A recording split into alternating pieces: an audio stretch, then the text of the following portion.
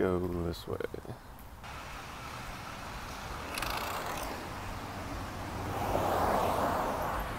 I'm just gonna let myself get a little further away from all the traffic because just a little bit loud over here.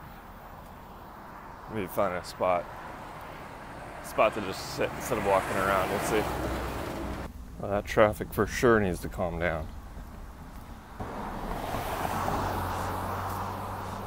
Calm down. Probably should have thought twice before wearing a long sleeve black shirt today. But there you go. It was free. It was free from the Gold Coast Casino. I just got it for signing up for a player card with them, so that was cool. All right, I know there's a bench around here somewhere. Always a little questionable when you find shopping carts all the way out here. We are pretty close. We are pretty close to my grocery store. A little bit weird when it comes out here. I think the wheels are supposed to lock before that happens. All right, so I can either go up in this little gazebo type thing. Not a gazebo, but you know, whatever. It's got picnic tables and stuff, or there's a bench down here, or a bench over there. I think I'll go for the bench under the tree. Bench under the tree seems like a good idea. Stay in the shade, but don't feel like I'm performing for an audience. Well, I guess I kind of am. That's you. See you guys. I just needed to get out of my apartment to make this video. I've actually been sick. I've actually been sick for the last 4 or 5 days. Actually, pretty much right away coming back from Vegas, I was sick. Right after getting back from Vegas, I didn't feel that well. I didn't feel that well like the day afterward, which was unfortunate, but you know, there you go. And I had a fever for like 4 days, which was kind of bad timing because Eddie of School of Cards was gonna come over, show me some stuff in Final Cut Pro, since I'll be taking over some of those responsibilities for School of Cards. And so not being able to do that right away was frustrating, and I felt bad keeping him waiting.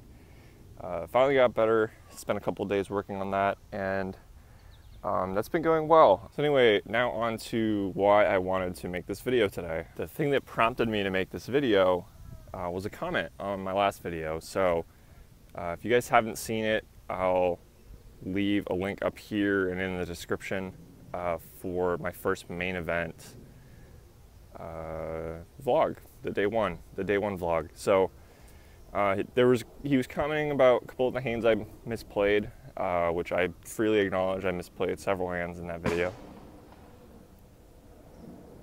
I think that was a firework and not something more sinister. I freely admit that I misplayed some hands in that video, and I think it's good to show the hands I misplayed because as I replied in that comment, I think it kind of keeps me honest, just keeps me more aware of the mistakes I'm making, makes me more hesitant to make them because I think I might have to show it to you guys. So that's fine. I don't mind comments about how I misplay hands. This one was, you know, pretty tame. You know, none of that like, Matt, you're a goddamn idiot for how you played that hand. So I always appreciate when they're a little more on the constructive side. This commenter also said something to the effect of, you are a better player than some of the plays you've made. And I thought that was really interesting language, and I didn't quite agree with it. Because I feel like effectively what that's saying is, Matt, you are a player of X caliber. Excalibur. You know, you're a player of a certain caliber that is at a certain level of the game, and a player at that particular level in the game that you're at should not do XYZ, should not make those mistakes that were in those hands. And that's where I kind of had to disagree pretty strongly, because I feel like classifying myself as a player of a certain caliber, classifying myself as a player who's better than X, Y, or Z is a little bit dangerous. It offers several things. One, definitely some complacency. I think if I just think to myself, well, I am this good of a player, like I don't need to work on this, that, or the other thing, then I just won't work on trying to fix some of these mistakes that are obviously still in my game. You know, setting aside the fact that these kinds of mistakes are a common problem for me, I would say probably the biggest leak in my game is making calls too light on the river without enough reason.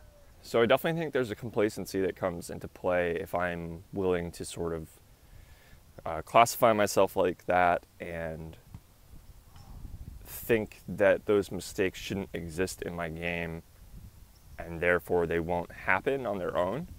I think a better way to think about it is to acknowledge mistakes that I see in my game, acknowledge that they're there, and say, here are the mistakes I'm making, present them as I am in the videos, and then target how to try to fix them.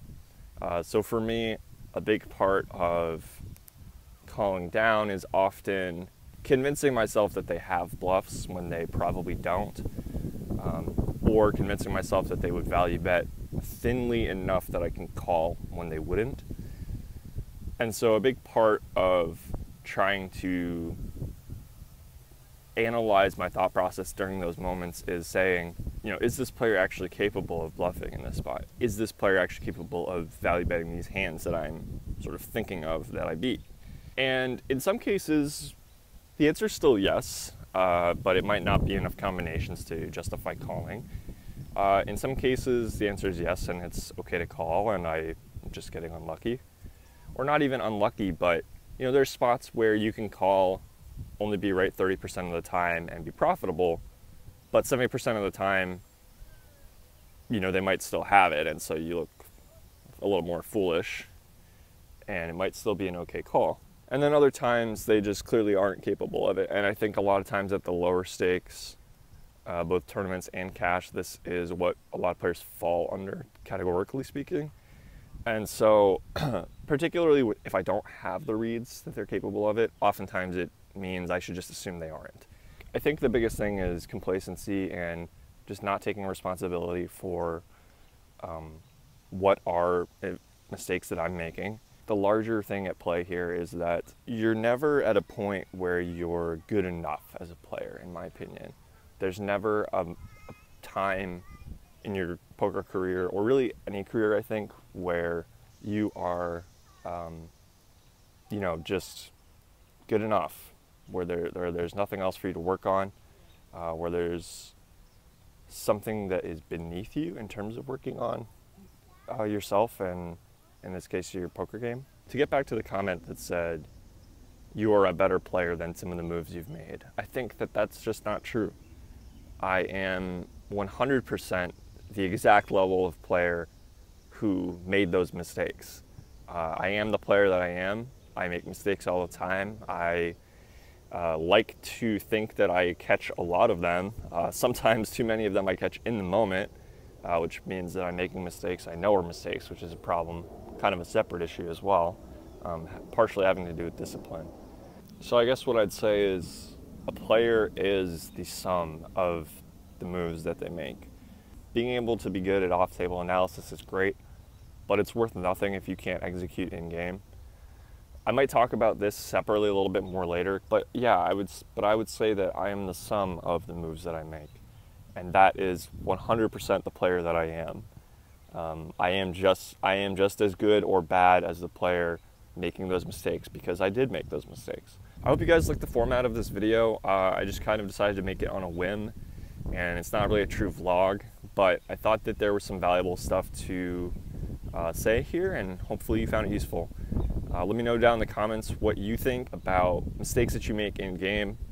Does that make you, is that just a part of your game? Let me know what you think down below, and I'll see you guys in the next video.